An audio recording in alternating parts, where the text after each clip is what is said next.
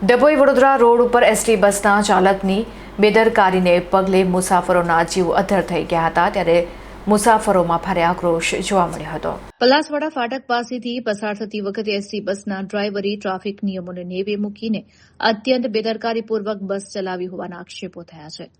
બસની ભયજનક ગતિ અને ડ્રાઇવિંગને કારણે એક સમયે મોટી દુર્ઘટના સર્જાવાની પૂરેપૂરી સંભાવના ઊભી થઈ રહી હતી, જેને લીધે નિર્દોષ મુસાફરોમાં ભયનો માહોલ ફેલાઈ ગયો હતો અને લોકોના જીવ અધ્ધર થઈ ગયા હતા.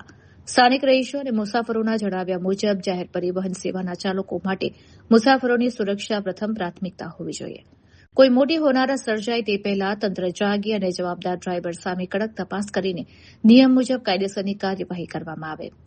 એસટી વિભાગ દ્વારા તમામ ચાલકોને વધુ સાવચેતીપૂર્વક અને નિયમબદ્ધ વાહન ચલાવવા માટે કડક સૂચના આપવામાં આવે, જેથી ભવિષ્યમાં મુસાફરોની સલામતી જોખમાય નહીં.